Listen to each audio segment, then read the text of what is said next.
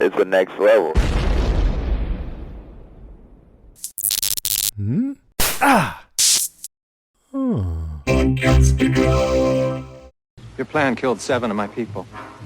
But the ones that you failed to kill are now holding your friends. Jin, Saeed, Bernard. At gunpoint. Just don't give him any... Sir! Leave him alone! I said shut up! And what's to stop me from snapping your neck? Tom, unless you hear my voice, in 1 minute, shoot all 3 of them. Got it. I said don't...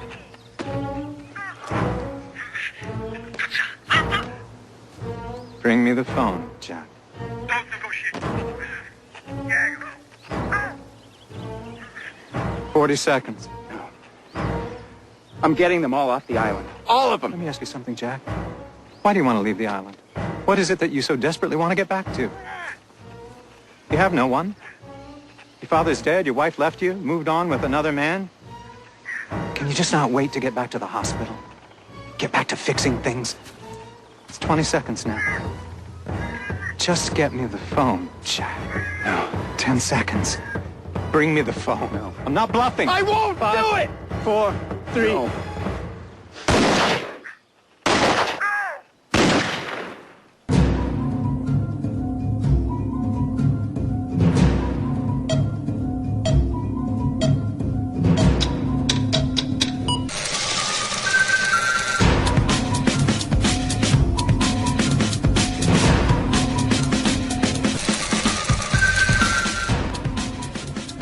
Welcome to another episode of We Have to Go Back, Lost Revisited, as we have reached the conclusion of Season 3 of the series. I am one of your hosts, Ben. And I'm Kristen. This week we finish our discussion of Season 3 with episodes 22 and 23, the season finale, Through the Looking Glass, parts 1 and 2. It's just like deja vu. I know. I feel like we've done this before. It's the re-return. Why don't you introduce our guest and then we'll tell the little story of why this feels like deja vu. We have a guest for the second time, but for the first time for your ears. Yes. Steve Brown has joined us today, one of my favorite people to podcast with and host of Panels to Pixels. Any other ones, Steve? That's it for now. Okay, so Panels to Pixels. This is Mr. Steve Brown. Take it away, Steve. Hi, everybody. It is a pleasure to be here. I am so happy to finally be on a podcast with both of you again for the first time. Yeah. But, so no, It's like we decided to saying. repeat freshman year. Yeah. But no, it's I love it. You guys are a couple of my favorite people, and it's just a pleasure to be podcasting with you today. So the deja vu element, we did this already a couple weeks ago, and our recording, well, my recording equipment, let's not put the blame on anybody else. It was Please. on my computer. The recording element took a shit, and we ended up losing about 20 minutes of the podcast, which, when you're talking about a season finale, you don't want to cut anything out. So I couldn't recover the 20 minutes, so we scrapped it. And then took a little bit of a break in between, which I'm kind of glad we did, because now we're gonna jump back into the season finale. We're gonna re-record this breakdown, and I don't remember any major points that we made from the last one. So now I'm going into this fresh. I expended all of my mental energy on this, and then I watched ahead. So I'm not really sure. I'm going to be all over the place. Well, what was even funnier is I texted you at one point when I told you, like, we need to record this again. And you were busy with work at the time on the day that we were going to do it. And you reached back and you said, like, well, why don't you and Steve do it and do it without me? And I'm like, well, I don't really want to do a season finale without you. And then you never answered me. I was like, do you really want me to do this without you? I don't want to. And you never answered. And it got to that point where I was like, Kristen, I know you don't want to do this, but we have to go back. No, of course I wanted to do it. look, I have a very complicated job right now, and I'm a guardian ad litem, which is a court advocate I have an extra case because of COVID-19. And then I also am gearing up to start school on Monday with the kids. So everything is just a little crazy on my end right now. Yeah. And I just wanted an excuse to play that clip. That's fine. That's fine. I'm happy to be here.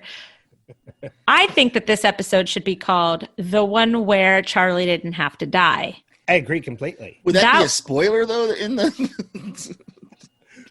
Well, it wouldn't be a spoiler if you called the episode The One Where Charlie Doesn't Have to Die, and then he doesn't die at the end. It's technically not a spoiler, right? But we're discussing this episode where he dies, where he doesn't have to die. It is a spoiler-full podcast, so. But I think what Steve meant was if you had called the episode The One Where Charlie Doesn't Have to Die, and as a first-time viewer, as you saw that was the name of the episode, you would assume Charlie dies. Yeah. But then if you made it so that he doesn't die, it's not a spoiler. Yeah, but isn't it like Desmond said, you got to die, Charlie. I love how we're discussing semantics of a possible episode title. That wasn't even an episode title. I like that we're into this because one of the things that I'm enjoying about this slow kind of rewatch is there's so many things that, and I've only watched the show and maybe 3 or 4 times in total, and these later seasons, you know, as we get closer to the last seasons, I've seen them fewer and fewer times. But I never, until you guys said it on the podcast, I think it was last episode, was the first time you said he didn't have to die. It never even occurred to me that, well, yeah, he could have just taken a step outside the door and shut it. Like he didn't have to shut it from the inside. What was the point of that? And didn't he already have the information about not Penny's boat? I think so, yeah, because the water was coming in, right? And he was trying to write frantically on his hand. Oh, so I'm sorry. So I was on the trivia page and listen to this. It says, hang on, where is it? Because I was like, oh my gosh, I hate this so much. Charlie's death, while dramatically powerful, was neither logically necessary nor, in fact, physically possible as shown. Charlie would not have actually drowned, as in order for water to flow into an airtight room, air must flow out. The water would only rise to the top of the broken porthole. Even had Charlie not closed the door when the porthole blew, the station would have flooded only to the level of the top of the porthole because the station itself was airtight. Well, that makes a lot of sense because that's how you have moon pools inside of an underground, inside of an underwater place. I mean, that's why there's an opening in the bottom, but the water never comes up into it because it only comes up to that level. Oh, to where the air starts. Huh. So I never even put 2 and 2 together with that. You're right. The water would have never gone above the top of the porthole window, whether the door was open or shut. That's that kind of made me really that disappointed. Funny, like if they had ended it that way, he shuts the door, he's frantically writing on his hand. He's not Penny's boat, and then suddenly the water just stops at his waist. It's like, oh, I'm okay. And he just opens the door. He's like, all right, mate, let's go. I think we overreacted a minute. Let's go. Well, that was highly unnecessary. I'm a musician. I'm not a scientist. I don't know about this. Very dramatic, sir. So, yeah, I mean, I'm glad we're jumping right into the unnecessary Charlie death. Because, I mean, that's exactly what it was. It was unnecessary. It's even putting science aside, and that room would have filled up. I mean, yes, you're absolutely – we've said this before, and I think the writers do a good job of causing you to not second guess Charlie's death. But you're right, when you rewatch the episode, whether it's once or twice or whatever, and you realize he had plenty of time to get on the opposite side of that door and close the door. Yeah. There was no, other than maybe Charlie's mental state of the belief he had to die in order for events to happen. Stupid Desmond. That's the only reason why he would have made that sacrifice. Yeah, but like, okay, so this is another thing that we talked about last fake recording was that, the vision that Desmond had was Claire getting on the plane. But we all know helicopter, but we all know that Claire never makes it to the helicopter, but Aaron does.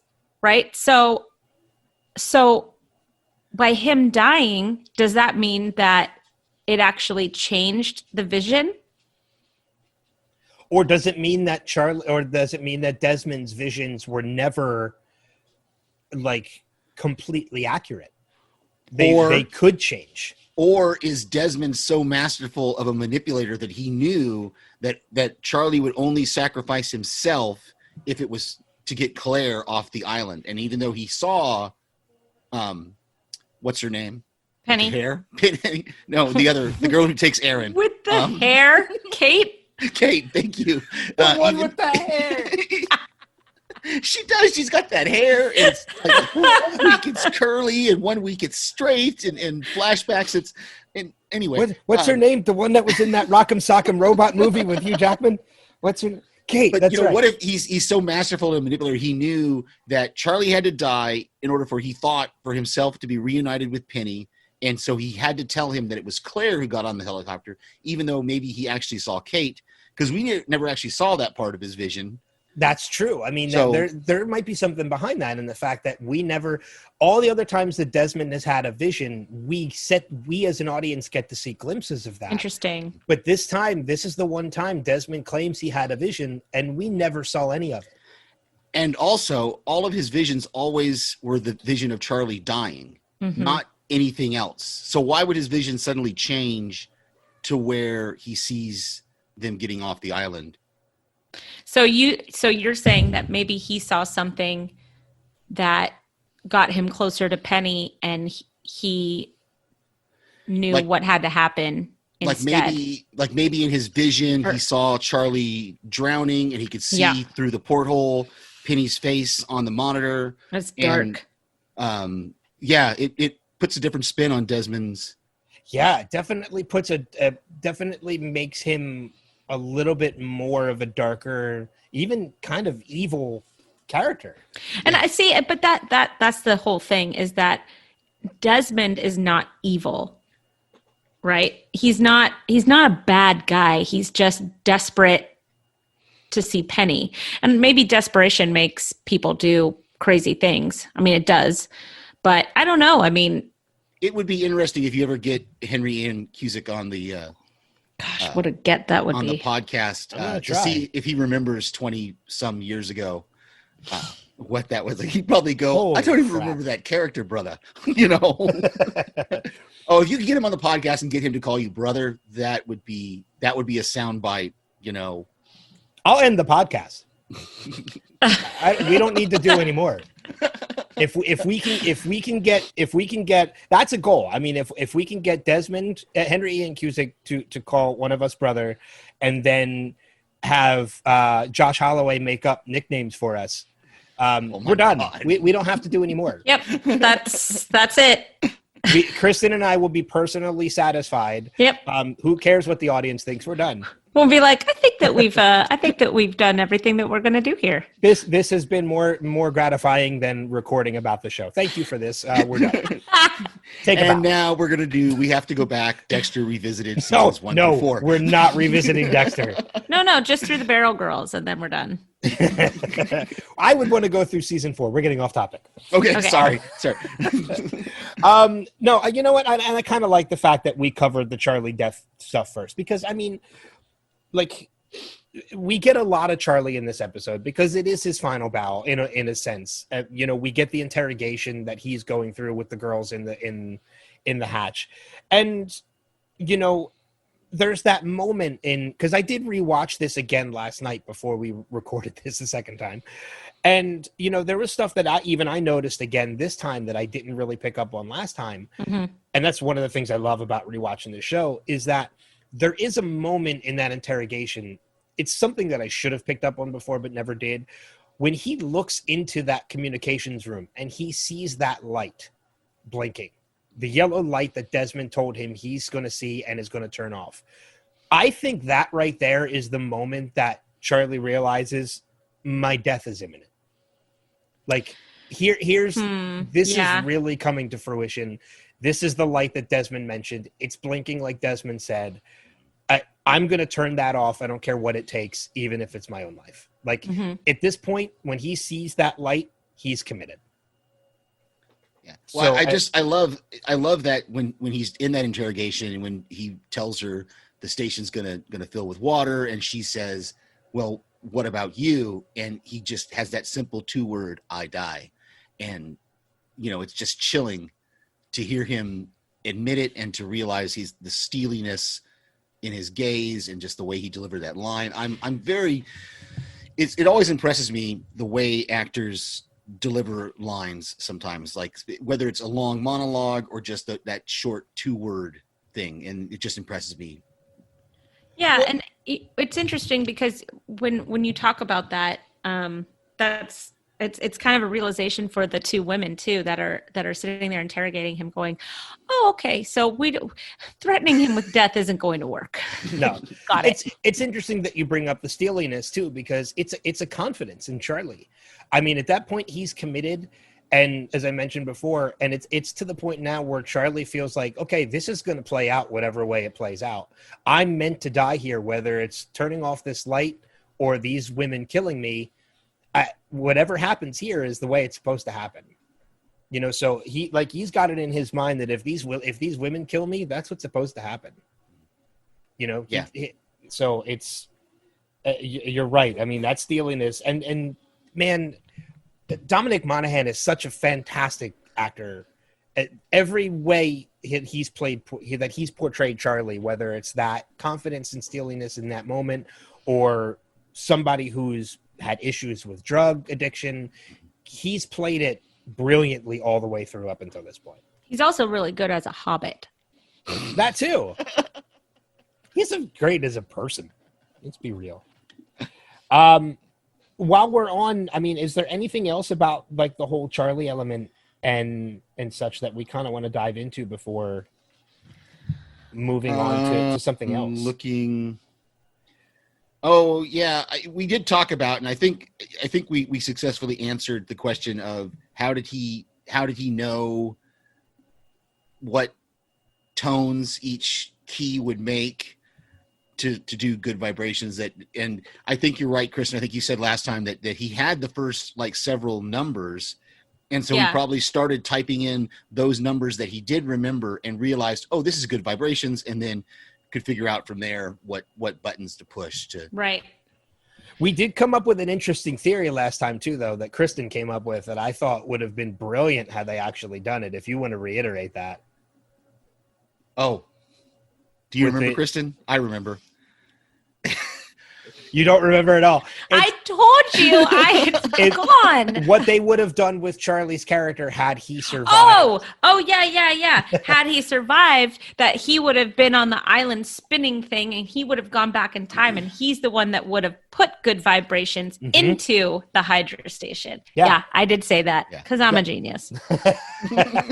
that if had Charlie survived, that would have been something really clever they could have done with his character. Is that he would have been the one to program those numbers, that code into it, because he's a musician. That would have been amazing. So to be the one to program it and to be the one to turn it off before he ever programmed it would have been another one of those mind things with time travel. Stuff. Yeah. It would have been such a cool thing to do too. Like, even if like we would have not seen him drown, we would have just seen the thing filling up with water. Right. And then everybody thinks he's dead. And then what if he like reappeared because the island spun and like he appeared somewhere else or something? Because then he could say, well, the porthole was airtight and blah, blah, blah. And I lived. And that would be scientifically sound. Yeah. Well, I mean, because if the island spun and he was in that spot and it spun before that hatch was ever built, or it spun to a point where there was no water in that hatch and he just appeared in that room with no water in it, able to get out. Yeah. Either way, he lives. Charlie could have reappeared and just been somewhere else. That would have been so cool. They could have brought him back to life even. Just, kind of resurrected him. Because remember, we talked about the fact that his body is still down. Yeah, but I think there's a good amount of time between that moment and the time the island starts hopping. Is there? I think there is. I was just talking to Mark about this last night because we got onto the topic of Lost, and the first season covers 45 days, right? Or something around that like time, yeah. Because there's an episode in the second season, right, where they do the other 45 days and go to the other side of the island. Yes. Right? So the second season covers what, like 2 weeks, like a very short amount of time. Do you guys remember? I don't. Well, I mean, even the fourth season, I think you're right. I think each season, the time that they spend telling the story gets drastically shorter and shorter. Because you're right. The first season was about 45 days. The second season wasn't nearly as long. Because isn't it when they get rescued?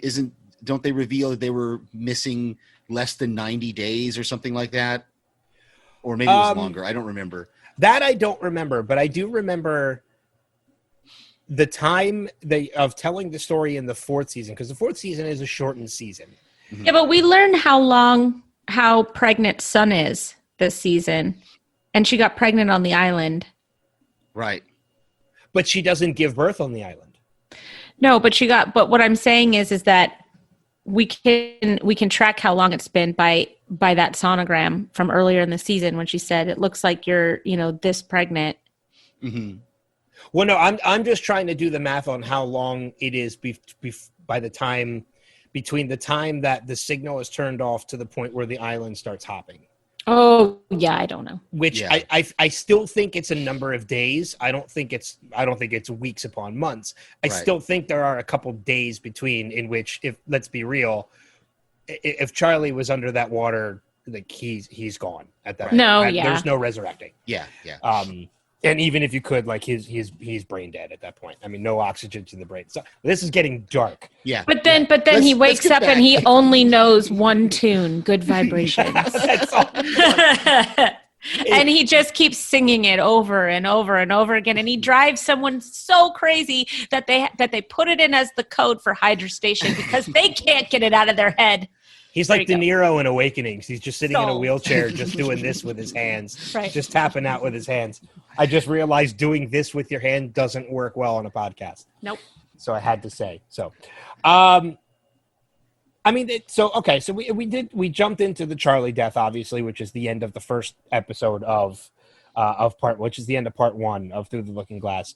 I think it's only right that we kind of jump back to the beginning, and this whole finale kicks off with, I think what you're meant to believe is a flashback of a very broken Jack. We talked about the very broken Jack that's going to be coming up, throughout the course of Beardy Jack. Beardy. That's right. We see him on the plane trying to get more alcohol. Then we see him on the bridge ready to commit suicide before that accident kind of takes him out of everything. And the writers, man, rewatching this, there is no clue in that first episode that this is a flash forward. There's not one. Yeah, and this is the only point of criticism or big criticism that I have, that it feels like a cheat to me of the writers, is that Jack keeps referencing that his father in the present tense. Like he says, and I actually wrote it down, when he's trying to get the prescription filled and they're going to call his dad, he goes, he's out of town. And then later when he's in the hospital with the new chief of surgery, he says, well, call my father. If I'm drunker than he is, you can fire me. So okay, yeah, we talked about this. I remember. I remember this now. So I think I said I didn't think that it was much of a cheat. I don't either. I agree with that. I don't think it's a cheat. I think it's more an excuse that Jack was using. I just think that when you're that out of it and you're that hopped up on pain pills, as we knew that he was, and he's as drunk as he is, that it is possible to kind of lose where you are when you are, you completely lose yourself. And I think that this is one of those prime examples of, he probably honestly thought that his dad was still alive in that moment. And do you think that the other people, and specifically that scene in the hospital, because obviously in the pharmacy, there's not going to be anybody there that knows, but that scene in the hospital, you think maybe they're just placating him by not saying anything, or the scene is so quick, there's just not time for anybody to go, your dad is dead, right? I think that this was correct me if I'm wrong. This was after the confrontation about what were you doing on that bridge? Yes, I think it's all the same. I think it's all in that same, when he's there trying to steal the pills, maybe. So I think that it was a de-escalation mode to not make him confront reality, but to treat him kind of like as a dangerous person. I mean, he was a danger to himself. He was a danger to others. He was hopped up on pills. He was very drunk. It's possible that they just kind of said, okay, we're just going to talk to you and try and de-escalate this situation a little bit and get you out of here.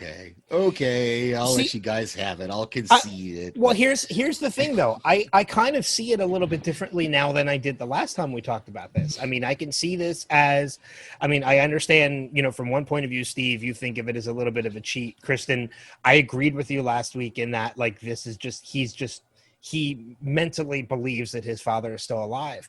I don't see it as that sense anymore. From the moment that he's in that pharmacy to the point where he's in that hospital trying to take the oxy from the cabinet, I see it as this is talk of a drug addict. He is addicted to drugs at this point. And drug addicts are going to lie and cheat their way to get what they want. When he tells the pharmacist, when he hands that pharmacist this prescription with his, this is not me, this is Christian Shepherd, he knows his father's not alive. This is his way of lying to get more drugs. Because he knows that nobody can confirm this because his father's never going to answer the phone. Right. And then when he's talking to the doctor in the hospital and he tells the doctor, well, you get my father on the phone and if you can, get him here, whatever, then I'll let this be. He's saying that because he knows it's not possible. I think he clearly knows his father is dead. He's using it as an excuse to get what he wants. Well, maybe in the pharmacy, but I don't think so in the hospital. Maybe it's a combination of both then. Yeah. Maybe his mind is a little clouded, but I think absolutely in the pharmacy, him handing the prescription with his father's name on it, he's lying his way to those drugs. Okay. He knows his father didn't write that prescription. He's lying his way. He's lying his way in. Okay. So, and that oxy is, by the way, in case nobody knows, that oxy's a bad drug. Oh, I had surgery a couple years ago and I was given that. And there's a reason why I took half of what they told me to take. Yeah. Because, I'm the same way. I should have, I had to wean myself kind of off of it because they kept coming by the room when I was in a rehab hospital rehabbing my knee. And they'd be like, do you need a pain pill? To be like, sure, why not? And, so there's a point where you have to tell them, no, I'm fine, and just breathe through it. So yeah. And the moment I woke up in the morning and felt that I didn't need one, they went away. Yeah, didn't take one for the sake of taking. I took one I needed, and that was it. Yeah. We're definitely, we knew that this was, we knew that this broken Jack was coming, and again, there's no clue in that first half. Mm-hmm. That this is a flash forward of any kind. We think this is just another point in Jack's life because we even see I can't remember her name, his ex-wife. Juliet? Sarah, right. Yeah. Not Juliet. Not Juliet. Where I got Juliet from. From Juliet. Because we even see Sarah pop up again, and we know at this point they're not together because she's saying it's not appropriate for her to give him a ride home. She was his point of contact for when he was in the accident. We're very clearly led to believe that this is just another flashback in Jack's life. Yeah, and I believe the actress was actually pregnant. That when she showed up on set, she was actually pregnant, and they were talking about possibly hiding it. And then they were like, no, let's make it even more emotionally traumatizing for Jack to realize that not only has she moved on with another man, they're now having a child. I didn't even pick up that she was pregnant. Yeah. Oh yeah, she was very pregnant. Okay. Yeah, Julie Bowen, aka That's where I got the Juliet from. Julie. oh my God, I can't Claire remember. Dunphy. Claire Dunphy, that's it. Yeah.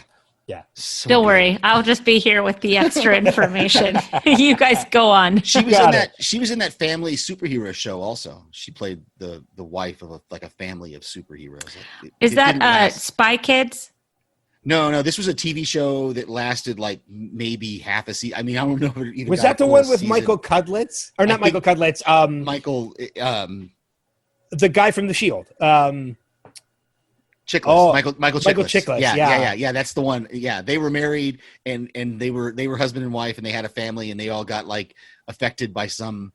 I don't even remember. Yes, I remember just- actually liking that show. I liked it. I just didn't. It didn't last long. So. Oh God, that's gonna bug me until I figure out what the name of that show was. Well, while you're thinking about that, also at the beginning of this episode, we get something that I think we didn't talk about last time. It wasn't until after we were done recording that I brought it up to you, Ben, is that we get Jen speaking English here. And it almost brought a tear to my eye when he's talking to Sun, and they're talking in Korean about she's worried about him, and he's like, stay close to Jack. If you get tired, take a rest, do this and that. And then at the last thing he says, when she says, why are you doing this, or something like that, he says, because in English, he says, because we have to go home. Yes. And it just it gives me chills right now, even just thinking about it, because another thing that I'm loving about this rewatch is that I never really paid much attention to the Jen and Sun relationship until this watch. And so I'm so glad that you guys are doing this way, and you highlighted their relationship, because I really started paying attention to it. And it is such a wonderfully tragic relationship that we see. So. Yeah, you're right. I was kind of when I was rewatching this again last night, I was almost kind of bothered a little bit that we didn't bring that up. When we recorded this the first time, we didn't bring that up. No Ordinary Family is the show you're thinking of. No, that's it. Okay, and it was Julie Benz, not Julie Bowen. Oh, it wasn't Julie Bowen. Okay, it was the one from Dexter. It was Nikki. Yes. No. Julie Benz is the one from Dexter. You're right. Dexter, yeah. Yes. And she was in Buffy the Vampire Slayer also. Yeah, she was. She was Darla. Mm-hmm. We're okay. All right. Enough. We're off. Enough 6 degrees of separation. Literally everywhere right now. 6 degrees of separation. I lost. Yeah, I was really disappointed that we didn't bring that up the first time we recorded this, because that is such an amazing moment from not just from the series, but from that couple. Mm-hmm. I mean, every time you think you've seen the best of them and what they're becoming, they step it up again. So for them to have this whole conversation in Korean, and then for Jin to say, because we have to go home in English, like that speaks so much of Jin. Because not only is he comforting his wife and saying, I'm going to do what I have to do to make sure we get out of this. To say it in English after everything that they've been through already, like that's just it's such an amazing moment with that couple, with those characters. It begs the question, though, if both of them had gotten off the island, what that would have meant for them as a couple, given how broken they were before getting on the island, and given who Sun's family is. You know what? There's a part of me that believes if they ever got off the island, they were never going back to Korea. That's what I was going to say. I think if they had gotten off the island together, I think they would have done what they had planned, what they were starting to plan on. They would have been super famous, and her father has a lot of reach. That's just my. Oh, you're right. You know what I mean? Didn't think about that part of it. Right. So he could have tracked him down that way, and there still could have been some tension. Well, but also, I mean, again, spoiler for episode, looking a little bit into the future, let's not forget, because Sun is one of the Oceanic Six. She is one of the ones that gets off the island. Right. And there is a confrontation between her and her father where she basically she blackmails her father and takes over the company because of the shit that she knows. So there's a part of me in the strength that Sun gains from everything that she goes through on that island. I don't think her father would have been a threat anymore. I think Okay. Sun would have. I think yeah. Sun would have stepped up, and she would have put the squash on that, Okay. and been like, "If you don't let us live our lives, some shit's gonna come out." Yeah. So that would have been interesting to see play out. That she would have instead of using her notoriety and her celebrity to blackmail and take over her father's company, maybe she would have done to keep the family together. And she would have been like, well, you'll never see your grandchild, or you're never, whatever, or like you said, the blackmail thing to leave them alone. Right. And they would have ended up, in America, Jin working as I don't know, English as a second language teacher. Fisherman. A fisherman. He might've been a professional fisherman, something like that. Yeah, I You know what? I don't think that any of them had to work anymore after they were done. After they got off the island. Well, I mean, they had golden tickets from Oceania to go anywhere they wanted. And I'm Right. sure they got some kind of a cash settlement. They had to get some sort of a cash settlement from the airline as well, you would think. Yeah, I would think so too. Yeah, I mean, you're right. The fame that they would have gone through just from getting off the island would have caused problems, not just with Jin and Sun, but with everybody that was there. I mean, we see what happens to some of the characters when they do get off the island. When we jump right into season 4, we're going to see what this does to Hurley. Yeah. Because that's the way the season kicks off, is a flash forward to Hurley. Yeah. Or Hurley. Backstory. I did watch that episode after we finished recording last time. I did too, which is why I'm like just trying to hang back and like just add on to whatever you guys are saying, because I'm like I don't want to like I'm say trying anything. not to reference it. Yeah. So all right, I mean, let's go to wow.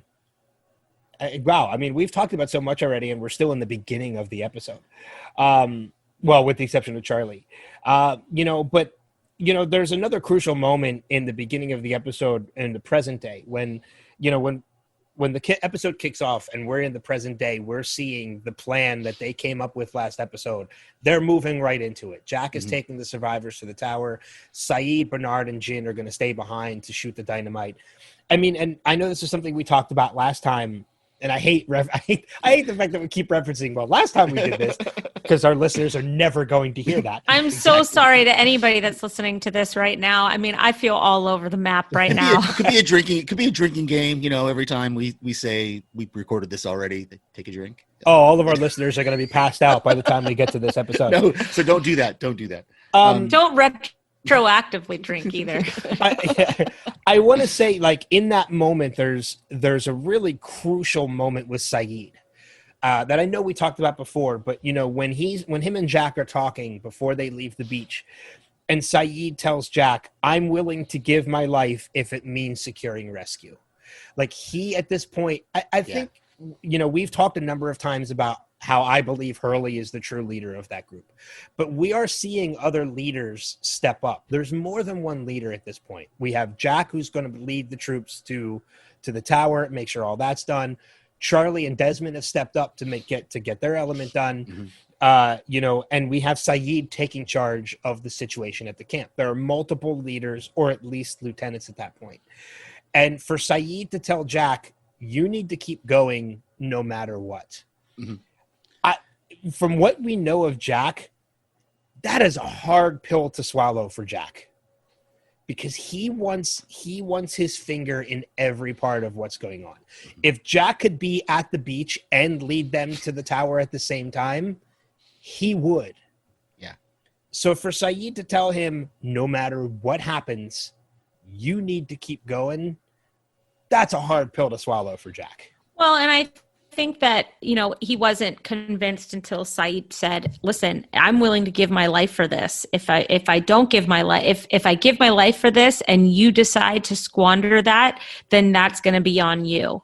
So I think that drove it home for Jack, because other than that, Jack would have gone back. The minute it was 2 explosions and not 3 explosions, he would have, old Jack, pre-Saeed's conversation, would have gone back. Because everybody else was like, we need to go back. And he's like, no, we move forward. Well, that's another moment, too, with Jack, where, when you do see the 2 explosions go off and Kate's like, it didn't work. Like, we need to go back. For Jack, that's a big moment for Jack, for him to say, no, we're going to keep going. And Kate's like, I'm going to go back. And he's like, no, you're going with us. Jack is finally stepping up to be the leader that he has said numerous times people forced him to be. He's now becoming that leader. Of course, and that decision leads to my absolute favorite line of the entire series, which is Rose looking at Jack Yes. and saying, if you say live together, die alone to me, Jack, I'm going to punch you in your face. I love that. I love Rose. That is my favorite line of the entire series. Well, I mean, and another great Rose and Bernard moment that we get out of this episode, too, that we didn't talk about last time, is when they're preparing to leave the beach and Bernard is preparing to stay behind. When Rose says, if I say I'll help you with your SOS sign, will you not do this? Yeah. Like, we get the call back to the SOS sign that Bernard tried to make before. But again, it's another moment. And then her telling him. And then she says, now repeat after me. Yeah. I am not Rambo. I'm a dentist or something like that. And I love that Bernard, and it's a funny moment there with Tom Friendly when he's talking to gosh, why Danny? am I forgetting character names? Danny? No, when he's talking on the radio to Ben. To Ben, and he says draw he says draw Jen and the dentist. Yes. Like he doesn't even give Bernard a name. Like that's how low on the totem pole or in their minds Bernard is. He's just like, yeah, it's these two guys and the dentist is. Well, and we talked about that last episode too, is the fact that like the writers wanted you to believe that there were going to be casualties in this, and they do such a great job of making you believe that Bernard is such a written off character. That what you're right. When Tom is talking to Ben and they call him the dentist, it's like, okay, they're not even calling him by his name. They're going to write him off so easily. Yeah. And then again, as we mentioned, the when we did this before, of all the three of those guys that are carrying out the plan at the camp, it's not Bernard that fails. It's Jin. Well, and I had this in my notes. Is I've fired that weapon, and it's I don't know why they gave Jin the pistol. Maybe he wanted the pistol. Maybe he didn't think he could shoot a rifle effectively. Mm-hmm. I don't know. But like Bernard and Saeed are laying on the ground, firing at a dynamite that is on the ground. Saeed's got a rifle with a scope. Bernard's got a rifle with iron sights, and Jen is standing up because he doesn't fall to the ground until they shoot at him. He's standing up with a pistol in the dark, trying to shoot at something on the ground. Well, I do remember you saying that before. Jin is not standing up. He is lying down, taking that shot. Okay. I'd have to go back and watch. You just watched it more recently than I did. I could have swore he fell to the ground when they started shooting at him. But there is a point to the rifles versus the handgun, because even lying down, a handgun is still not going to have the steady aim that two rifles are going to have. In regards to who got what gun, I think maybe Jin was given the handgun because given their dredges before, Saeed was a soldier. Soldiers back then used rifles. Bernard was a hunter. Hunters used rifles. I think Jin, out of all three of them, was the one who was more capable with a handgun over a rifle. So that's probably why he was given a handgun. Should have just imagined it was the back of someone's head. It's right. A double tap to the dynamite, and we would have been done. Double tap. I'll never forget. This is going off on a little bit of a tangent, but we were at the range, me and some friends, one day, and we're shooting our rifles and shooting at a 100-yard target, and one of the guys takes out the pistol he carried on his hip, and he shoots, and he takes about 4 shots, and we walk him in, and he hits that 100-yard target. And then the next guy is a pilot. And he pulls out his pistol and boom, shoots the 100-yard target with 1 shot. And then I was very proud of myself that I pulled out mine, and I was able to, with 3 shots, hit that 100-yard target with my pistol. So nice. Yeah. I still think the Double Tap the Dynamite is a good band name. Yeah, that would be Double Tap the Dynamite. I'm gonna write that down. Double Tap the Dynamite. That's a band name. That's an album name. Yeah, you're right. That's the Saeed and the Dentist. That's the band name. There you go. Saeed and the Dentist, their debut album, Double Tap to Dynamite. Yeah, see, you got it. And something we didn't mention last time that I came up afterwards was that whole going back to the beach scene after they're shooting, and it's Tom Friendly, MC Gainey with the clothesline against Bernard. I thought was great. He just sticks his arm out and Bernard runs right into it and knocks him out. We talked, I mentioned out of everybody to miss the shot, it was Jin that missed the shot, but Bernard really is the weak link out of the three of them. Oh. I mean, when you fast forward to the point where everything's taken over, I mean, we have Saeed sitting there who can take torture with the best of, as well as he can give it. Mm-hmm. We have Jin who can just pretend he doesn't speak English to get out of doing anything. And then you have Bernard who immediately spills the beans. I mean, rightfully so. He fears for his life. But I mean, he's the one out of all three of them who just immediately spills the beans about the entire plan. Yeah. And he's not, and you're right, he's not hardened like the other two. Exactly. Isn't it Ben tells them to shoot Jin, right? Because I think Ben knows them well enough that he knows the one who's going to crack. He knows that Saeed's not going to crack. He's probably sure that Jen's not going to crack. He knows that if anybody's going to crack, it's going to be the Dentist. And so when he tells Danny to shoot one of them, he says, shoot Jen. Yeah, because he probably knows that Bernard's the one that's going to crack. So if you kill one of the other two hardened guys, I mean, and why risk killing Saeed over Jin? Because kill the one that doesn't speak English, because he's not going to talk anyway. Mm-hmm. Oh, and by the way, what a dick move from Danny. He said sayonara to a Korean. That's a dick move. Well, it's racist. It's Danny. it's racist. Yeah. I mean, we don't have to say like what a dick move. It's Danny. It is. Okay. What do you expect from Danny? Like that's sayonara to a Korean. Exactly. Yeah, exactly. You know what? Rather than I want to turn it over to one of you guys. I want to see where you guys want to go next. So how about you, Steve? Let me see. Gosh. Okay. We'll go here because I really want to just make sure I bring it up again.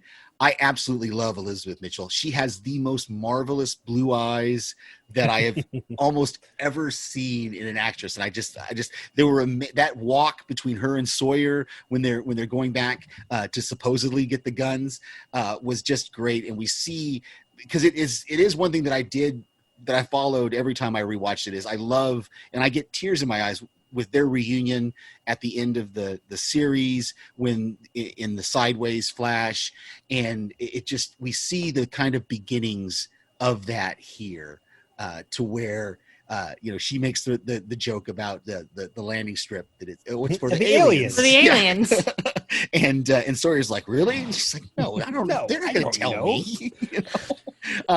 So I love seeing the beginning of that, and that we're starting to see as well. And this is a credit to Josh Holloway when he's talking to Kate, and Kate picks up on the fact that, why are you calling me Kate? You've never called me Kate before. That he's processing the fact that even though we've seen him murder before, he has accomplished basically his almost lifelong goal here when he killed Locke's father. Since he's been a kid, that's been his whole goal of his life, was to find the man who ruined his family and kill him. And so yeah.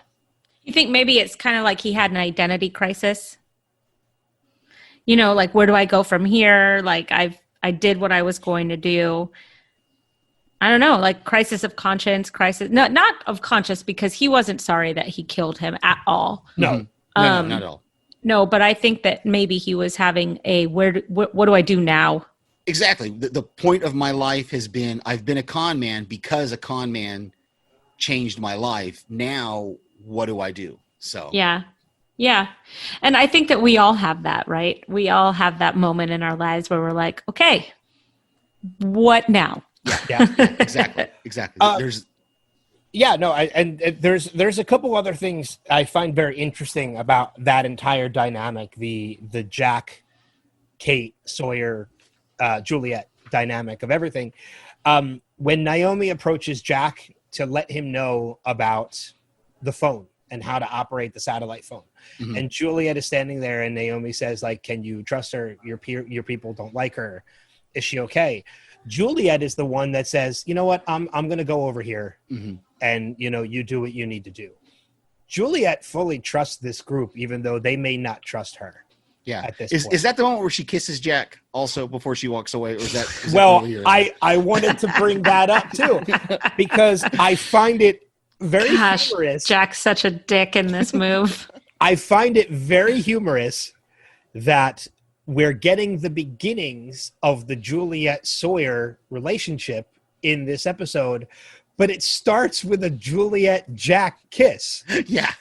And then Jack turns around and says, I love you, Kate. Yeah, because I love you. Like, really? What the hell is going on at this point?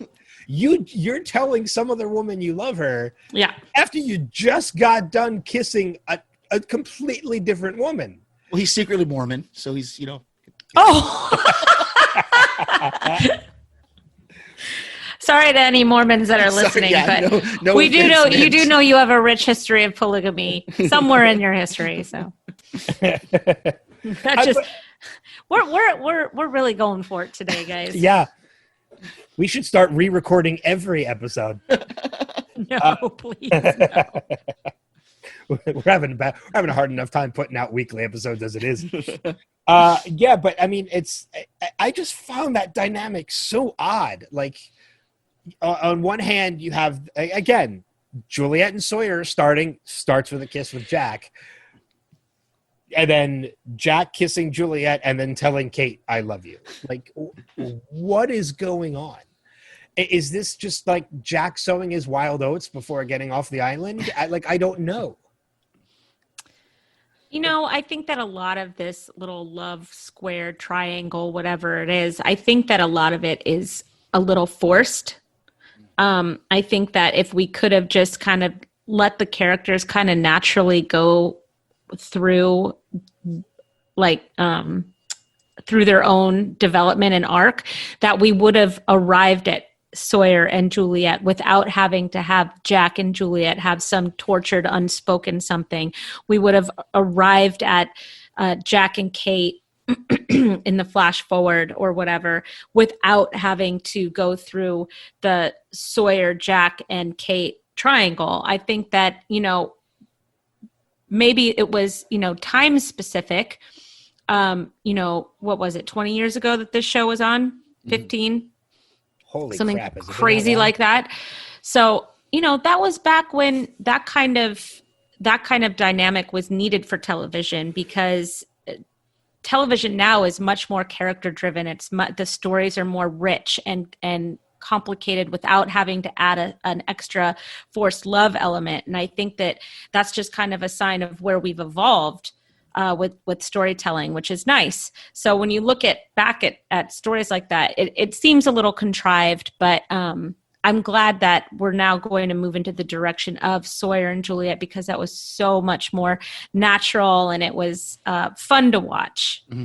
Do we think that the Kate and Jack moment, the I love you moment, was basically just a little bit of a setup for the final moment of the finale? If it was, then it was not needed, because of course, if the two of them were going to get off the island, they were naturally going to gravitate towards each other because they already had chemistry and a setup history for 3 seasons. We didn't need the I love you, and it would have set up for a future story so much better. Yeah, because it didn't change anything with me as when watching that final moment. There was more shock and awe than there was, like, there wasn't a part of me that thought like, oh, these guys were in a relationship. Like, it didn't, right? That didn't occur to me one bit when we get that final moment with Jack and Kate at the end of the finale. So you're right. If that was the writer's purpose, it was a little forced and didn't accomplish the goal that it set out to do. And it didn't flow together, and it was all in the same episode. It was all in the same 10 minutes. Yeah, it was. They're right. The I love you was towards the end of the, not the same 10 minutes, but the same episode. It was just in part 2. I remember just laughing, just watching and going, because I love you. I'm like, really? Really? Okay, sure. Let's do this. You're saying that with Juliet's saliva still on your lips. Like, come on, dude. Yeah, I especially definitely since think, they gave Jack, or, I'm sorry, I'm so sorry, Steve. No. Especially since they gave Sawyer and Kate kind of like a conclusion. You never call me Kate. right. Well, I don't want you around or something like that, right? Like, well, I didn't want to go with you. yeah. I always thought that the Jack and Juliet thing was forced, because even from back in season 2 when we first meet her and they're in the station, and the whole surgery thing with Ben.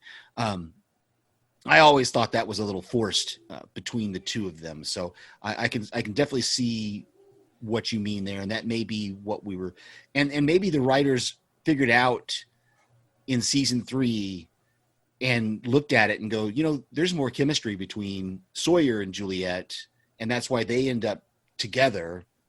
I don't want to spoil too much, but we know they're two of the ones that go back in time. So it's spoilerful. You're fine. Yeah, we're spoilerful. So, yeah. They're going to end up together in the past. So, I know that. They're going to end up together in the past. Yes. I know one of the other elements of the Juliet and Sawyer moments that happen in this is as they're heading to the camp. We talked about the whole we were building a runway for the aliens. There really is kind of a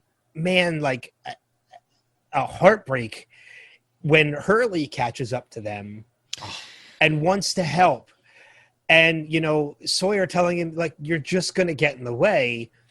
And then it switches to that camera view of Juliet and Sawyer heading off in one direction and Hurley doing the slow walk in the other. It's like the head down, I don't matter to anybody walk, which we know in the second part of this finale completely turns around. Yeah. And like Hurley, I mean, we could jump right into that as a matter of fact. Yeah, for sure. Because we talked about this last time as well. So let's. It's Hurley is the one that comes to the rescue. Juliet and Sawyer are going into this blind, when they're standing outside of the camp after we're led to believe that Danny and Tom had killed, Bernard, Jin, and Saeed. They're standing outside the camp and he's saying, like, okay, like there's 4 of them with guns, and Juliet's like, well, we're 2 without guns, and then Hurley's the one that comes barreling in with a plan. Yeah. He saved him, dude. I love it. I love it. Stay in the van, hero. Yeah. I love that you bring that up, because the closed captioning, it says is Hugo, but there's no doubt in my mind that Josh Holloway said hero, right? In the actual, but so when they did the closed captioning, they must have been following the script maybe, and I think that would be another cool like question. An ad lib. Yeah, that would be another cool question if you ever get to talk to Josh Holloway, is to find out if he remembers whether that was an ad lib on his part or if they changed it the last second. But I love that moment when he says, "Stay in the bus, hero." Now, I did have one criticism with that scene. Mm-hmm.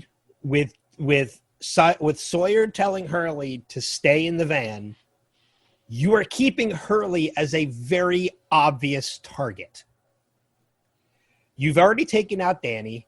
Tom's on the ground. There's still 2 other guys with guns, and there is a van who they very obviously know Hurley is driving. Like, if you're going to tell him to stay in the van, tell him to get down. Yeah. Like, but Hurley is still sitting there in the driver's seat, clear as day, because they've already shot out the windshield. Mm-hmm. He is a very obvious target. I don't think that was Sawyer's intention, to keep Hurley the target, to keep the attention on Hurley. I really firmly believe Sawyer would never put Hurley's life at risk like that. I just think it's a criticism in the writing. Maybe, yeah. The Losties and Juliet had severely outnumbered the others on that beach at that point. So I think that they had control of that situation. Well, I mean, because we also talked about at that point too, Saeed tripping the one and just snapping his neck with his legs. That's such a badass. Love Like- Saeed. Like, you know, you tied Saeed's hands. He don't need him. Yeah. Like, And Bernard is sitting here going, oh, you know what? I think I'm out of my depth here. yes. Anybody need a cavity filled or a tooth pulled?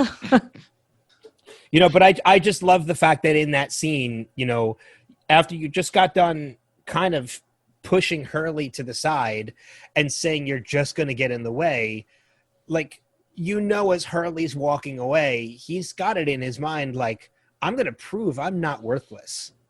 Mhm. And he does, because if Yeah. it wasn't for them, things probably would have gone, if it wasn't for Hurley, things would have gone very differently. on Way that beach. differently. Oh yeah. Yeah.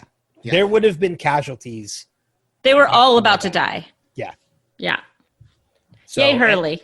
Yeah. And instead, we get Danny is gone, and unfortunately, our friend MC Gainey, aka Tom Friendly, also bites the big one. Yeah. Yeah, that was another one of those cool moments that I think Kristen you brought up last time, that Sawyer, you know, Tom Friendly's there on the ground and he's surrendering and everybody thinks it's over, and Sawyer just shoots him and says this is for the kid, you know, or because of the kid. Or Yes. you know. This is because you took the kid off the boat. Yeah, that's it. That moment, and I know that I wrote down in my notes trying to count out the killers on the island, people that killed on the island from our group, and we have Charlie, Sawyer, Bernard, Michael, Lucia, Echo, and Son, who shot the woman on the boat, who eventually died, and then Saeed. So. But I think that's- Hurley's on that list now too. I didn't even put him on there, but you're right. I think he did. The guy did he hit Danny with the He van? hit Danny with the van. Yeah. You And I ran think- him right over. Yeah, and I don't think he got up again. So I think No. I don't remember if Sawyer. I thought I saw Sawyer pick up his gun and shoot him, maybe, but just to make sure. But I think he was taken out by the bus. Oh So, yeah. no, Hurley hits him with that bus, and you see Danny go under and come out the back. Okay, so Like- yeah. Danny's gone, and Hurley is now on that list of Yeah. someone who has killed someone. You know, I think at this point Jack is the one who's not on that list. He's the only one. Yeah. You know, you mentioned, you know, this is for the kid. We got to talk about that because we not only get mention of Walt, we get Walt in this episode. Yep. Do you think they meant to do something more with him, but when he showed up on set and he looked so much older than he should have been, that they were like, okay, we got to put him in short pants and a shirt and do a camera angle where we can't tell how tall he is. I think they had big plans for the Walt character, period. Yeah. And they just, I don't know what they were thinking. I don't know what on earth they thought that they were going to do with a kid over 6 seasons at the age of puberty. I think Malcolm David Kelly was always meant to return to the series. Mhm. They had set up so much for him, and Yep. I mean, it's you see kids go through puberty, but man, when he went through puberty, he went from like kid to 20-year-old in a matter of like months. Yeah, he shot right up. I think his development just became too much to cover up, and they had to write the character off. Isn't like one of the next times we see him like through a window Yeah, you see him through far a bedroom away? window. And I think that's the last time you see him. Yeah. Yeah, except for the vignette. I don't know if you guys are going to include it in your podcast or not. The New Man in Charge short that they did after the season wrapped. We might throw it in there at some point because I've never seen it, so it would be interesting to watch that for the first time and talk about that. But you're right. I mean, the camera angles, the voice manipulation, everything that they did to make Walt still seem as young as he was. Yeah. And you could tell they changed his voice a little bit, so his voice was probably done, and it was probably voiceover. You know, they had him on set speaking his lines, and then they had him do voiceover so that they could change the voice. Mm-hmm. They filmed him from down in the pit so that they could look at him from an upwards angle, and then from behind it was a downwards angle. Mm-hmm. So you never got a straight shot of Malcolm so that you could see how big he had actually become. Right. You know, but one thing we didn't bring up in that moment is, you know, we talked it up, we kind of talked it up as the rebirth of John Locke, because we are going to get to see a different side of John going forward. One thing we didn't mention, it starts with a close-up of the eye. Oh, you're right. Just like we've gotten in past episodes. The first time you see Locke at the end of this episode, it's a close-up of his eye. This is a new person. That's another name I left off my list because John kills Naomi. But I guess we don't actually find out that Naomi is dead until next season. Until next season. So yeah. So yeah, because she's not dead. Not yet. Not yet. She's been stabbed, or is it stabbed? Yeah, or shot. He threw the knife. He threw the knife at her. That's right, but she's not dead yet. Yeah. So it's just, yeah. I mean, I found it interesting that when I was rewatching it again last night and it started with a close-up of his eye, I was like, how did we not bring that up last time we did this? Well, I know you talked about that in the first season, that you guys were going to do, an eye-opening count. And that went out the window.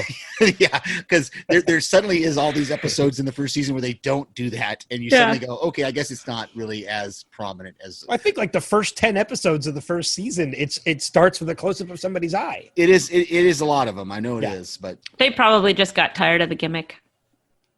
Probably.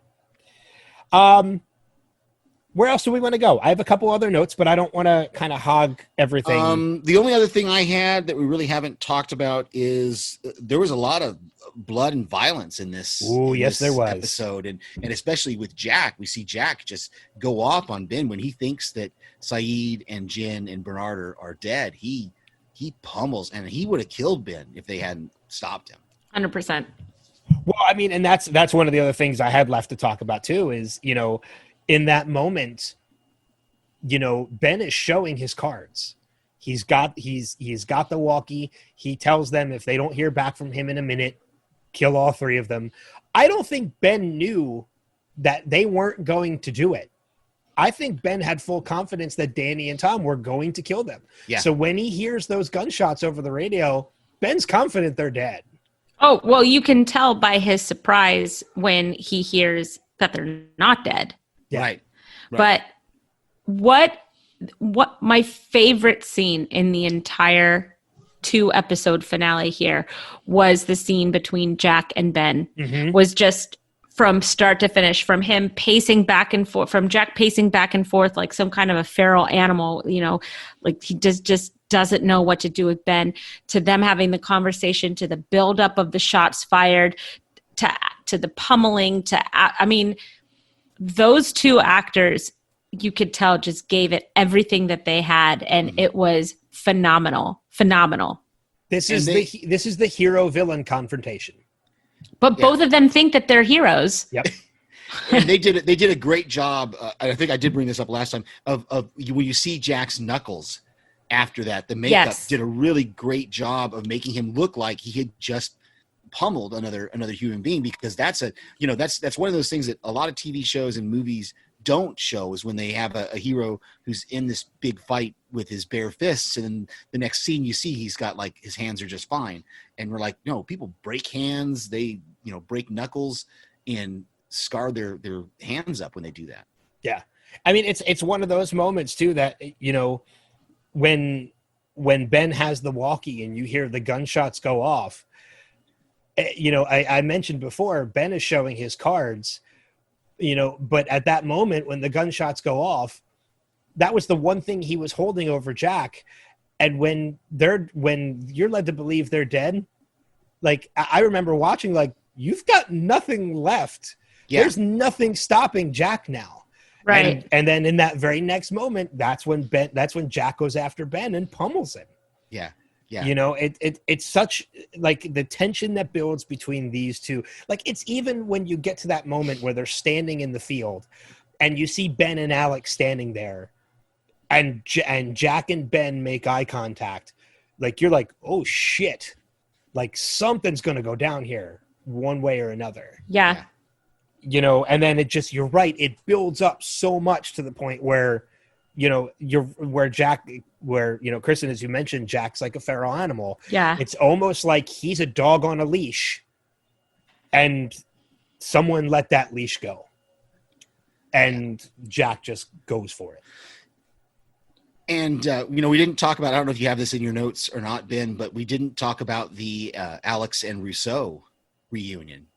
Ben just very matter-of-factly, Rousseau steps out from behind a person and you see her and Alex see each other. And Ben just very matter-of-factly says, Alex, meet your mother. Meet your mother. And then, and then the first word she ever says to her daughter, help me tie him up. Yes. Tie him up. Yeah. Sweet. It's sweet. Yeah. If there's ever a more bonding moment between a mother and daughter, Let me tie up your fake father. it's to tie up the man who kidnapped you all those years ago. Yeah. And tie him to a tree. And then, of course, Rousseau, revealing that she's not going to leave the island. There's nothing for her off the island, and she's just going to stay. She's, oh no, Jack, you go ahead. I'm fine. Yeah. Well, I mean, she makes a valid point when she says there's nothing for me there. Mm-hmm. I mean, the world has changed completely in the time that she's been there. So why would she want to go? Why would she want to leave a place that she's comfortable and adapted to and go to a place where she's got to start all over again? I gotta tell you, I don't think any of them should have left the island. I mean, I think that at that point, you live there. You've made a life for yourself. Why are you trying to get off the island? What do you possibly have? I don't know. I mean, I guess if I was trying to get back to my family, that's one thing. But yeah, most of them, Kate's on the run. Kate's on the run. Sawyer's a con man. Jack has no wife, no father, no nothing to go back to. I mean, what is the rush? Really, Son and Hurley were the only ones that had, reason. I mean, Hurley still had money and family to go back to. Yeah, but Hurley didn't. Hurley thought that that life was cursed. Right. But I'm just saying that of the characters that had something to go back to, it's really, and Son had the motivation of believing that she wouldn't live through childbirth. Yeah, she probably was the one person that needed to get off the island. And Jin was going to go anywhere she went. Yeah. So it didn't. If she left the island, Jin was going to go with her. But if she stayed, he would stay. Even Saeed, right? He tries to reunite with his girl. I think, I don't remember now completely, but he ends up becoming, an assassin for Ben, and just it's all sorts of bad. Yeah, nothing went well for any of them. No, nothing goes well. I mean, I think Kate's life got a little better. Kate might have been the only one, because she ends up being cleared of the charges, right? And she has Aaron. Yeah. But other than that, you're right. I mean, Jack goes down this dark path that we're starting to see in here. Son ends up having the baby and taking over her father's company, but she does it without Jin. And she takes a very dark kind of turn as a character, doesn't she? Or am I not remembering that correctly? Well, I think that's because she doesn't have Jin. Yeah, I think you're right. I think she does take a little bit, but Hurley goes crazy because of visions of Charlie. Saeed becomes an assassin. John Locke is dead. I mean, again, sorry if you haven't seen the show before. We warned you. There's spoilers. Is that the entire Oceanic Six? Jack, Kate, Aaron, Saeed, Jin. Who's the other one? It's Son, Hurley, Kate, Jack, Saeed, Aaron. And Aaron. Yeah, I said Aaron. I forgot Saeed. Saeed. That's the six. And then, John... John and Ben also both use, but they use the wheel. Don't they both use the wheel to get off the island? Yeah. John first and then Ben afterwards. Yeah. So, the only other notes I have are kind of leading into the final moments of the episode. So if anybody else has anything else before we dive into that, I'll turn it over to you guys. I'm good. I think that's everything I had. Okay. Yeah, I mean, going into what we are meant to believe are flashbacks. I know I talked about this last time, but the funeral home that we see at the beginning of part 2, Hofstraller, is an anagram for flash forward.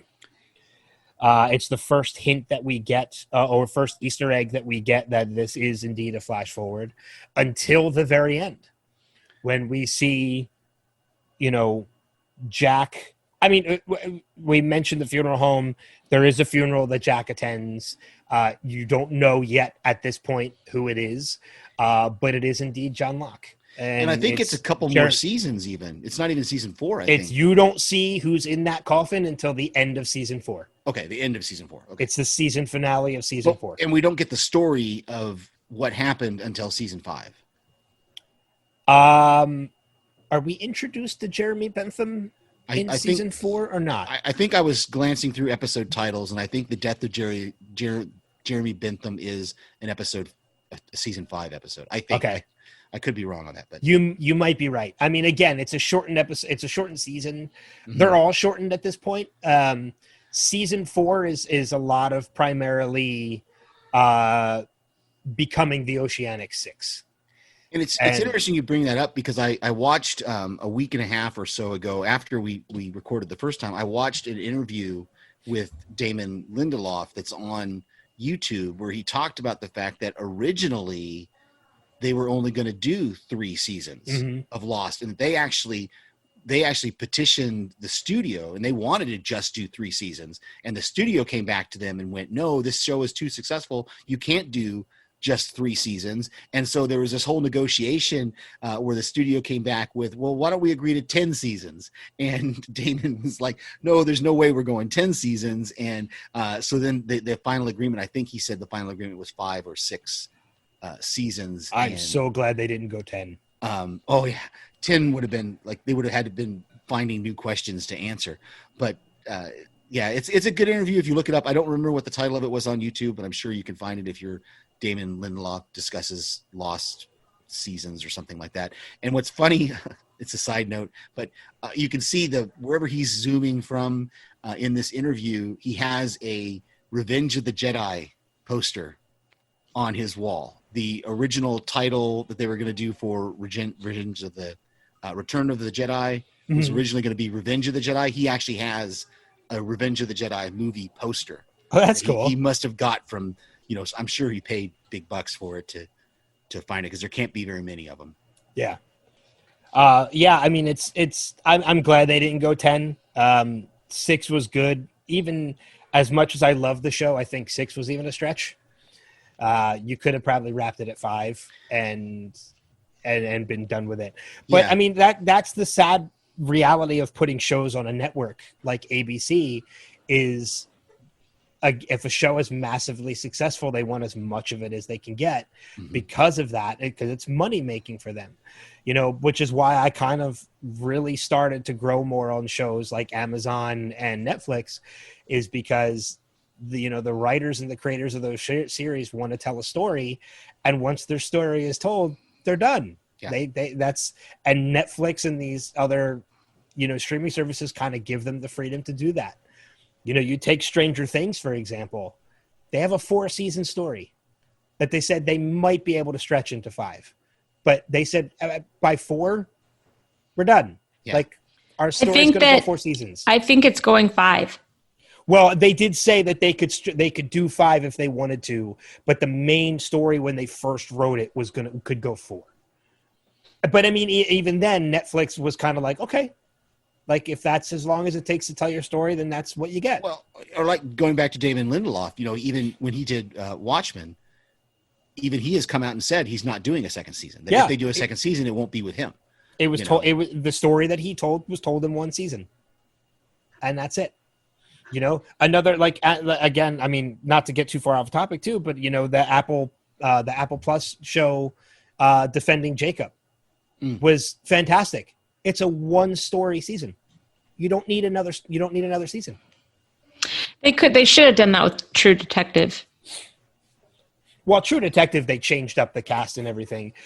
It's kind of like the same way like American Horror Story has been.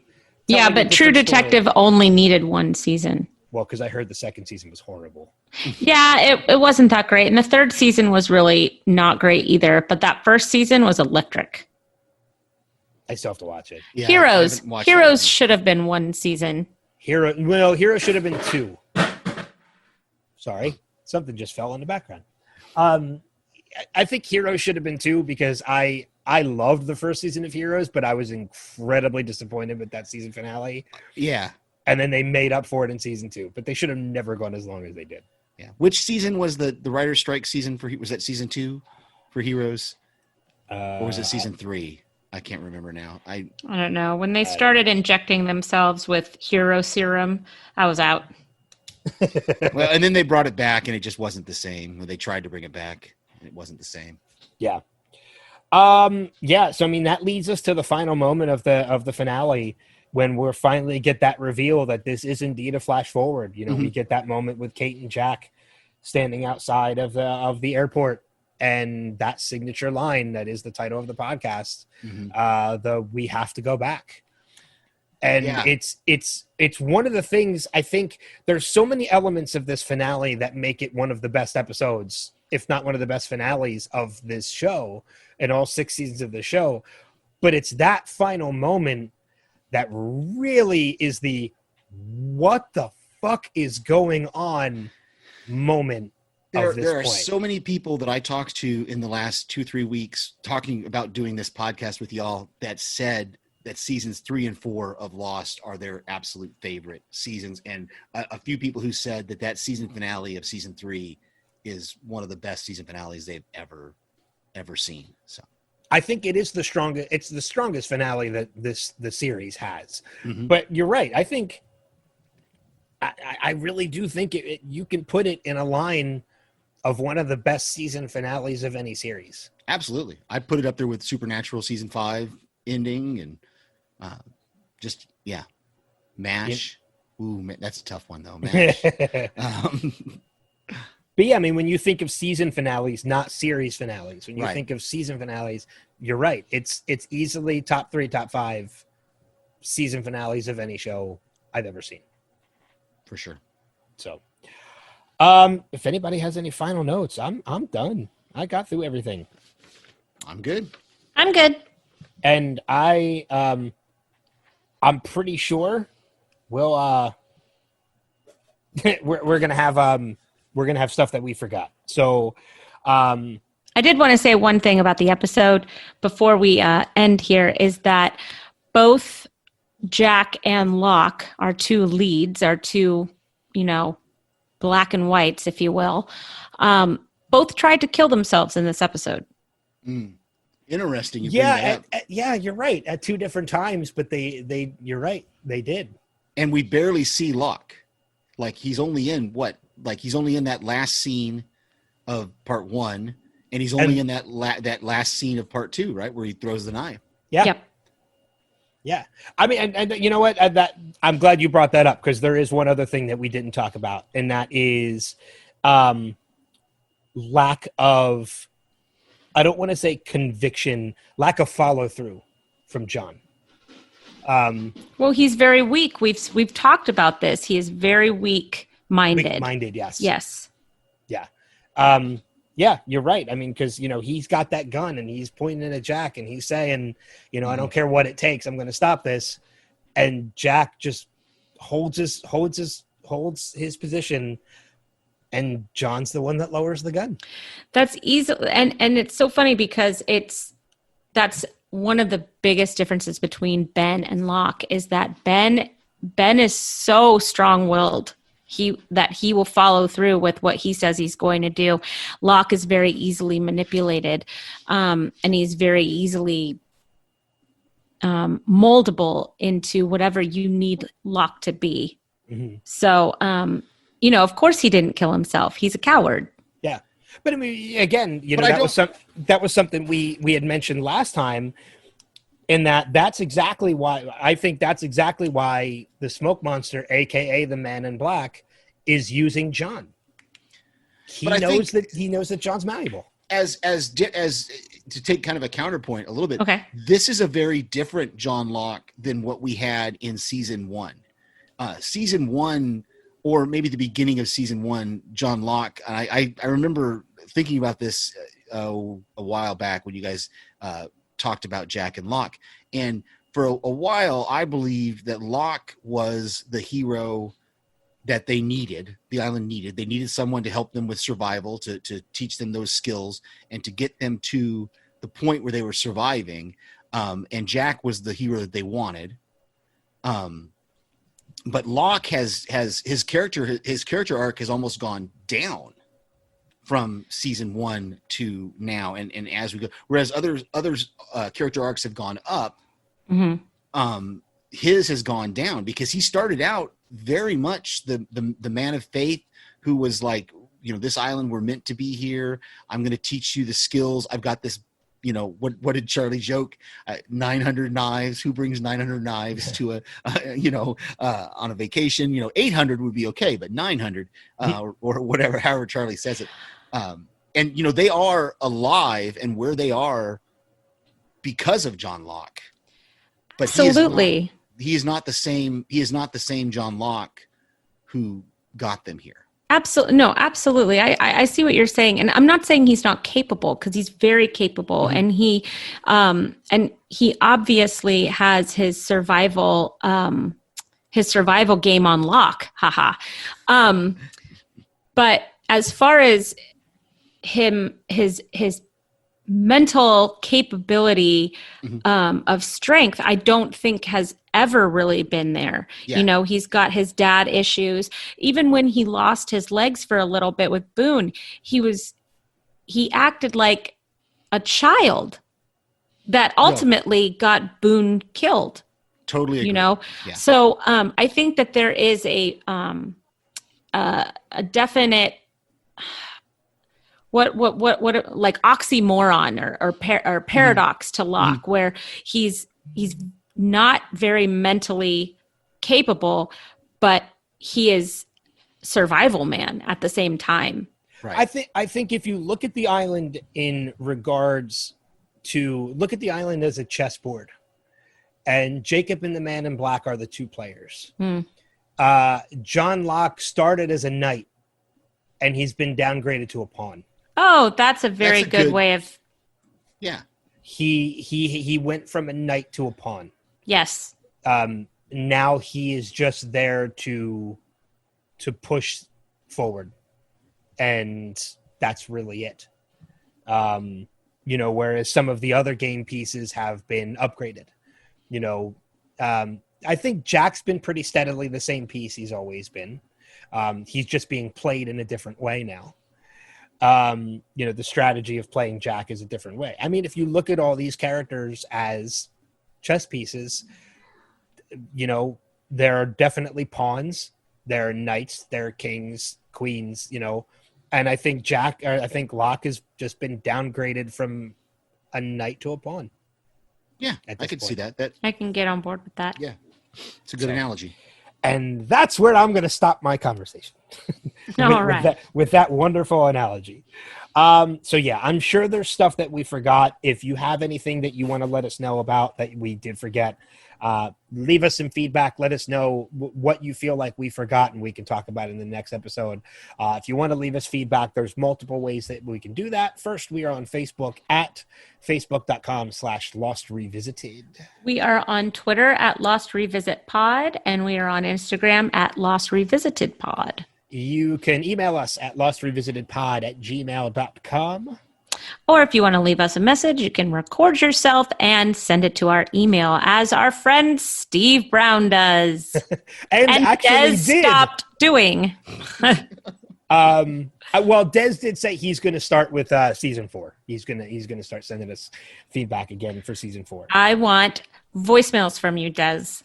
Figure it out, old man. I want voicemails from new people too. Like I do too. I want to hear from people. Yeah, especially going into season 4, because now we're getting into some really complicated.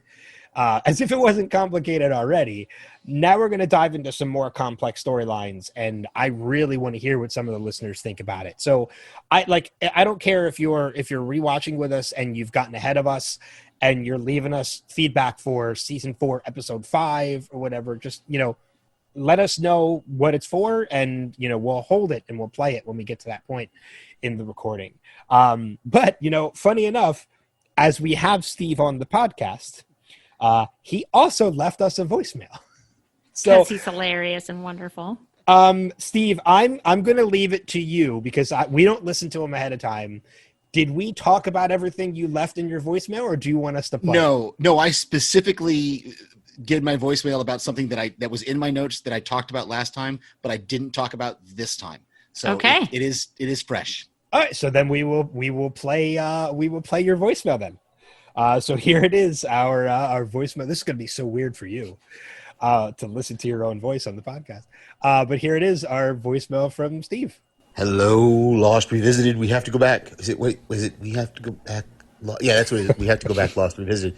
This is Steve. Hey, this is for the season 3 finale, the double episode, Through the Looking Glass. I was listening to the previous episode, Greatest Hits, and the two things that jumped out at me that I really want to make sure I say before I forget is, they gave us a whole episode just to justify why Charlie has a Sharpie in the Looking Glass station so that he can write on his hand the Not Penny's boat thing. We had this whole Greatest Hits episode. The other thing is you guys kept giving Desmond grief for jumping out of the boat and losing Charlie's list. And I kept saying to myself, because the only thing I remembered about the season 3 finale is that the reason Desmond jumps out of the boat is because Mikhail is shooting at him. So, I can't give him too much grief. Okay, maybe he could have taken it out of his pocket and left it in the boat, but then still, how's it going to... Anyway, he didn't know what was going to happen. Well, I guess he did kind of know what was going to happen, but he didn't know about Mikhail shooting at him. So, all right, talk to you later. Totally forgot about that. We did talk about that. Yeah, last time. What's wrong with us? I knew in re-recording this there was going to be new things we were going to bring up that we didn't bring up last time, and there was going to be things we brought up last time we forgot to bring up this time. Yeah. I criticized that I thought like the Looking Glass should be out further. I didn't realize it was that close to shore last time. I know we talked about like it gave me, and I think you guys, anxiety watching them dive down. Yes. And, yes. Trying to hold your breath for that. And Michael being shot with a spear gun and realizing like, nope, he's not dead. He's like, not dead. Not even a little bit. So when you see the blood trail going into the water, we're not surprised. Like we knew he wasn't dead. However, he is finally dead in the grenade blast that does kill Charlie. Or leads to Charlie's death. The grenade doesn't kill Charlie. So, cool. So, recommendations for our listeners before we head out. Anybody have anything they want to recommend to the listeners? And then Steve will give you a chance, obviously, to plug what you're working on with Mark as well, too. Anything from anyone? Well, I just finished The Rural Diaries by Hilary Burton. It was excellent. I highly recommend it. I read it faster than I've read any other book this year. Okay. Steve, how about you? I just want to, the biggest recommendation I want to give is TV Podcast Industries. It's another podcast. They just covered the Umbrella Academy season 2. I think they've released up to episode 8 at this point. So I haven't been able to listen to all of them because Mark and I are doing a slower rewatch or a slower watch of it. But yeah, TV Podcast Industries covering Umbrella Academy season 2. Cool.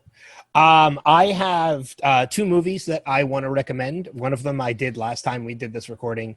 And then since I've watched another one very similar in aspect. The first one is a Simon Pegg movie called Hector and the Search for Happiness, which I absolutely loved.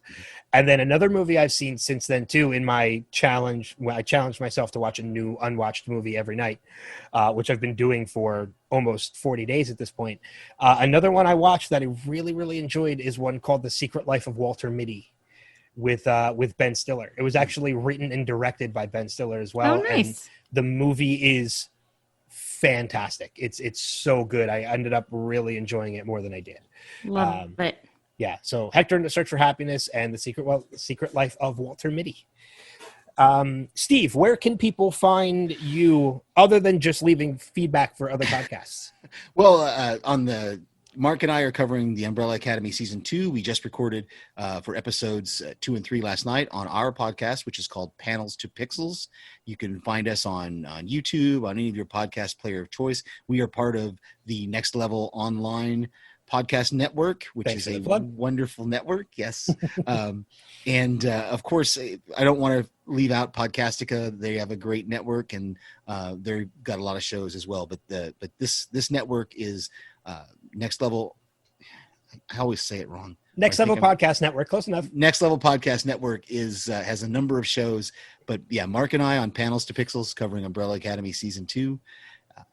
Yeah, and I'm loving it. If you are not watching Umbrella Academy season 2, I highly recommend it. Highly recommend. Actually, yes, me too. I'm only through episode 4, but man, it's great. Great. I need to watch. I need to go back and restart season 1.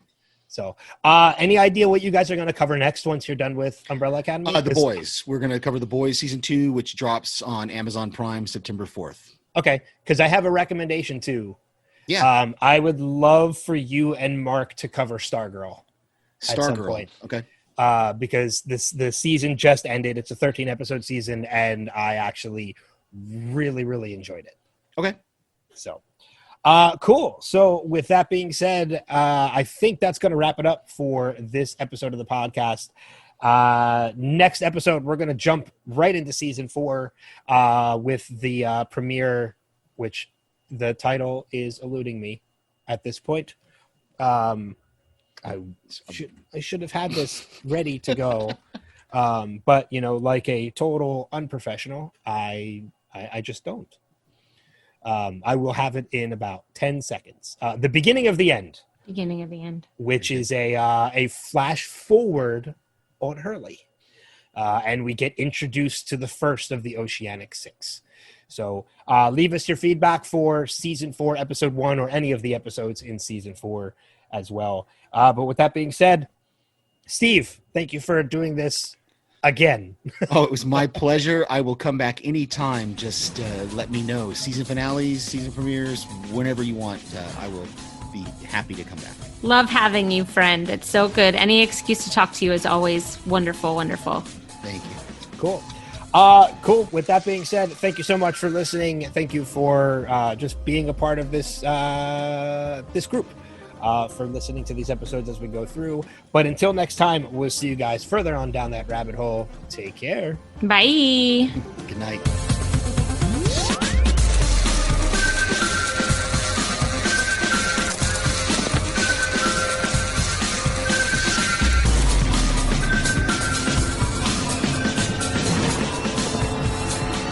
We have to go back, Kate. We have to go back!